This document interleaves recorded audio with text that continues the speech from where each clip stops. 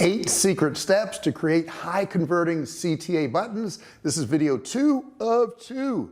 Now video 1, the link for that will be down in the description. If you haven't watched it, I highly recommend you doing it, because in that video I go into detail about CTA buttons. I describe them, I show you how to create them and all that good stuff. In this video we're going to do steps 5 through 8, and we're going to continue on with our training. If you haven't subscribed so far, please do so. Hit that subscribe button down there. Don't forget, ring the bell, turn on all bell notifications so you're notified each and every single time I go live. Okay, let's get back into this. The most effective CTA buttons are going to be tied to the last action that the person did. Now this may include placing your button in the next step of the progression. So maybe they go through a whole chunk of text, and as they get through all of that text, there's a button for them to continue on. It only makes sense to the brain. Let's take a look at an example I'm going to put on the screen right now. So as you create your CTAs, remember you want to tailor the placement on your site and how the users are going to move through it, keeping the user behavior and flow in mind when determining how to place your CTAs will maximize the chances that they fall directly in line with your visitors' browsing habits. So as a result, you're going to make it even easier for the visitors to take action and click on your buttons. That's what you want. Our number 6 tip is don't make your CTA buttons compete with other things on the page. If you do that, the eye is going to look at these other items. You want to make sure that it is the most prominent thing on the page. And I want to show you an example in just a second on Shopify, which I think is phenomenal.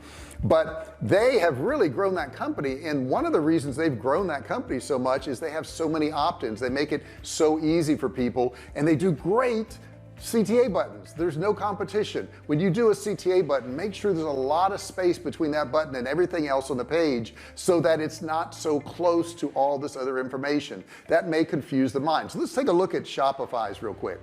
Now here is Shopify's page right here, and it says get 3 months of premium for 99 cents. Look at the button. Look at the button right there.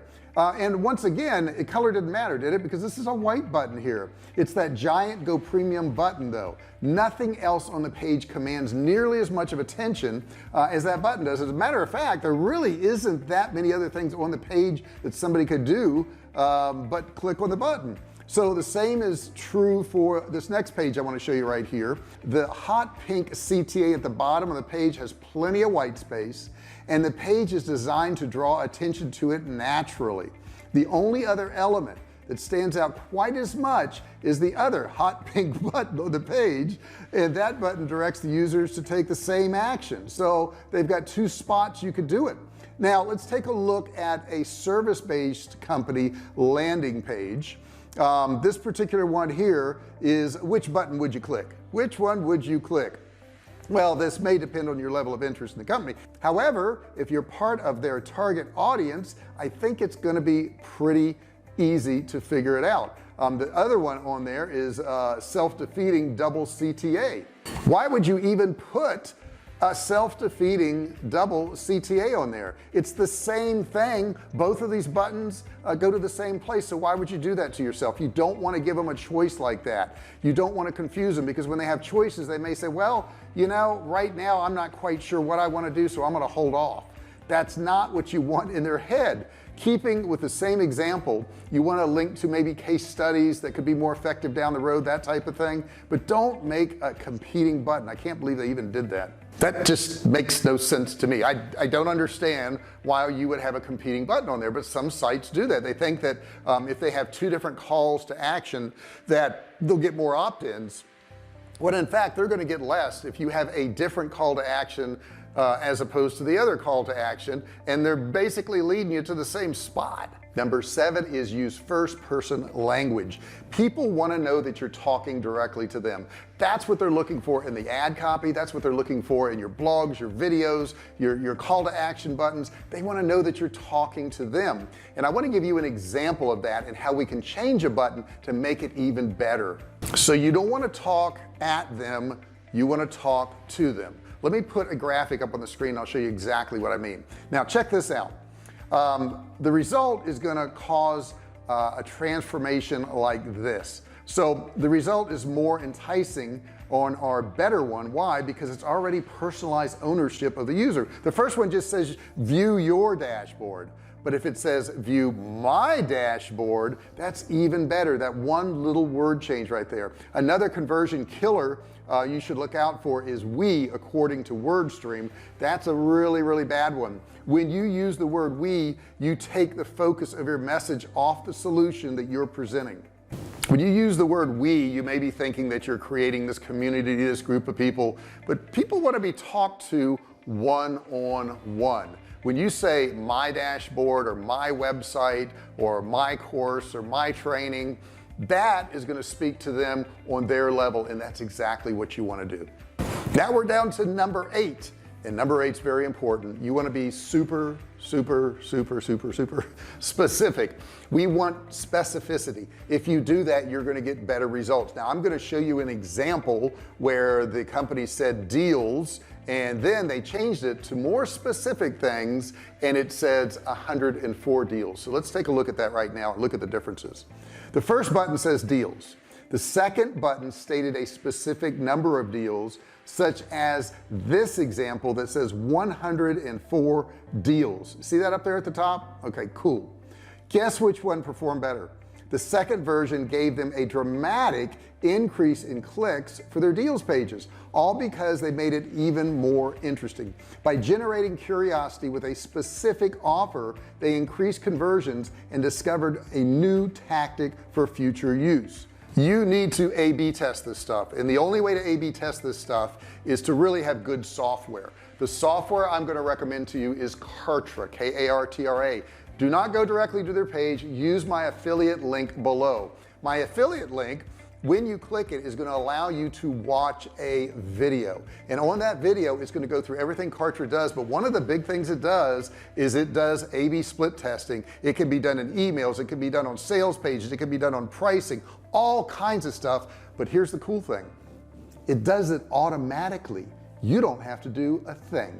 All you have to do is set up the comparison, and not only that, if you want it to make the decision for you based on how many clicks it got or how many opt-ins it got or how many purchases it got, it will even do that for you too. You don't even have to think about it. So you got to check out Kartra. Go down in the description, look for the link.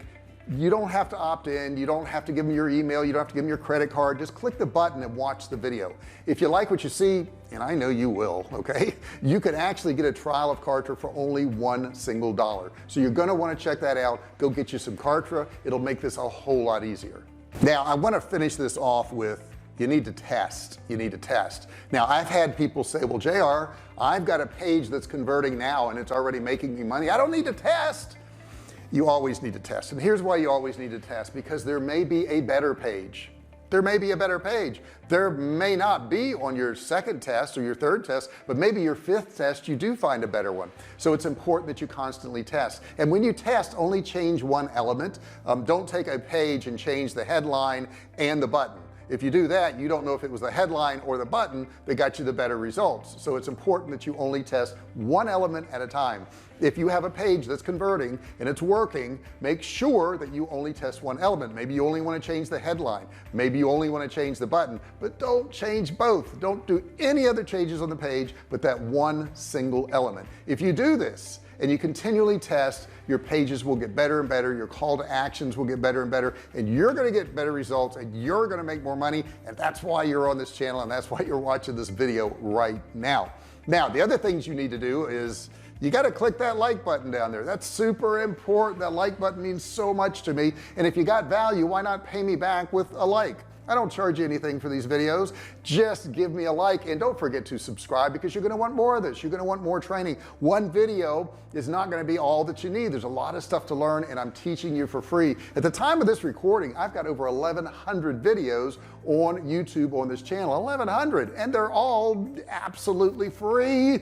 So you need to check that out. Don't forget to subscribe. Hit that button down there. If it's red, click it, turn it gray, and when it turns gray, you're going to see a bell. You're going to have another opportunity to ring the bell and turn on all notifications so you're notified each and every single time I go live. Hey, I really appreciate you watching my videos. I really do, and I want to help you out. So if you do have any comments, put that below. If you have questions, If you just want to share some successes or failures, put that in the comments below and I'll do my best to help you out. Thank you so much for watching this video, and I'm going to see you in the next video. Hey, thanks for watching my video. Don't forget to subscribe to my channel and click that little bell right there so you can be notified every time I do a new video. Also, click on one of those videos there. Keep watching on my channel.